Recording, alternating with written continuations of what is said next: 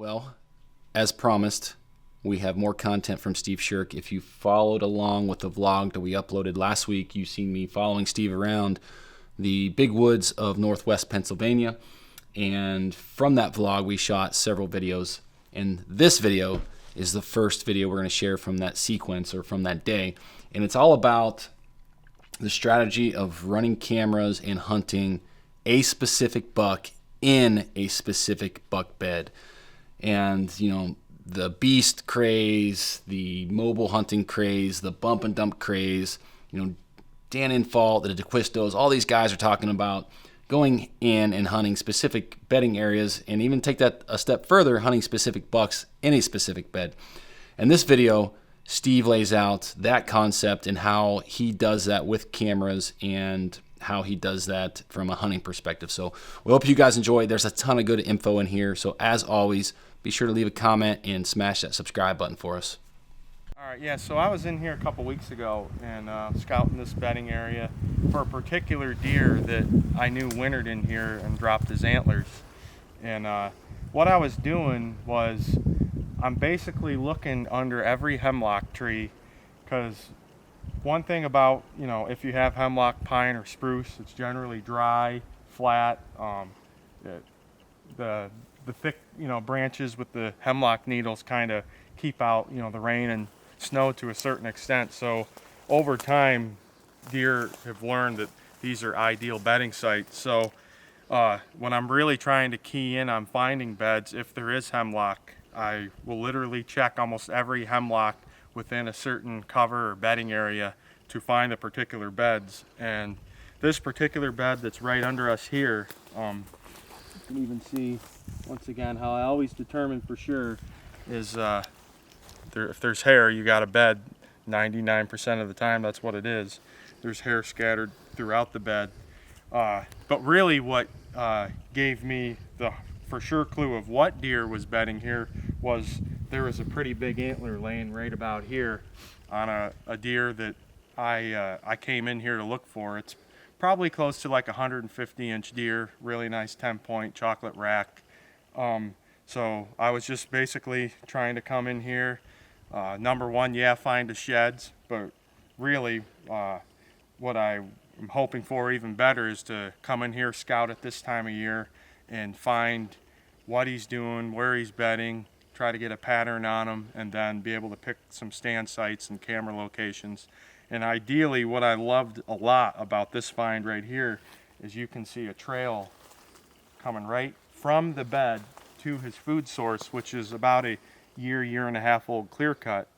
He's taking advantage of that clear cut because there's a ton of young browse in there.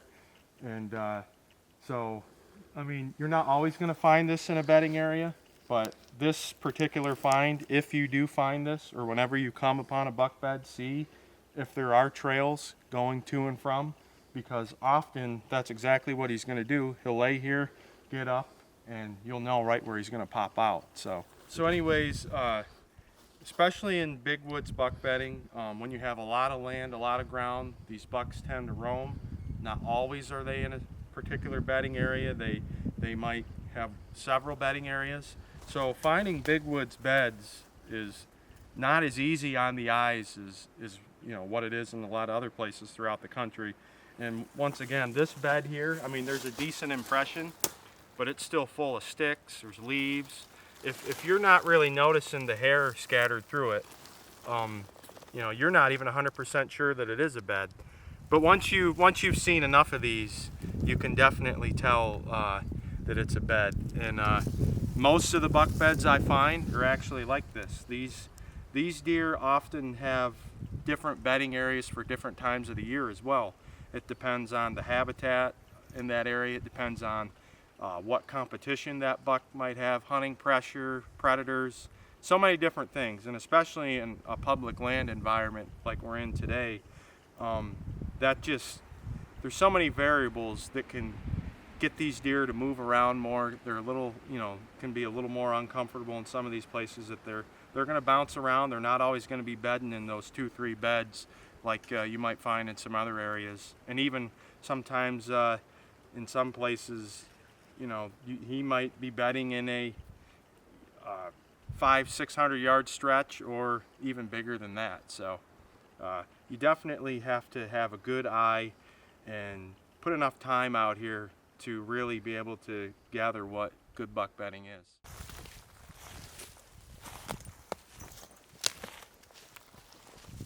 So you can see right here, I already placed the camera. As soon as I found the bed, the shed, all that the other day, fortunately I had a camera on me, and I knew that that would be a prime, or this would be a prime location to put a camera. This could even be the exact place I come in to try and kill that deer, just because we got one of his main beds. There's a trail coming out to where he's going to feed into this young clear cut. So this is exactly what you want to look for. This would be the most ideal scenario, and find, you know, that when you're scouting buck bedding and where you're going to set up, doesn't get much better than this, really, in my opinion. Just a couple other things I want to add. There's not the greatest cell signal up here.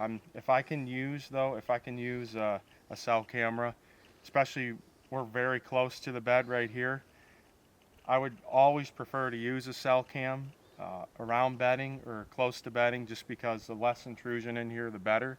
But often, you know, in these kind of woods and remote country, you just don't have good cell service. And then just one other key thing I want to bring up is, this is kind of what you want to be looking for when you are hunting buck bedding, is trying to find entry and exit routes going to and from beds. And those are going to be the ideal locations. You know, people say, well, how do I know where to set up? But what I do is I cluster cameras. Whether I feel there's 10 entry and exit routes, 25, or whatever amount of cameras I feel I need to observe that area properly, that's what I'm doing. I'm setting up on the edges of these bedding areas often, and then trying to find a pattern to what these bucks are doing.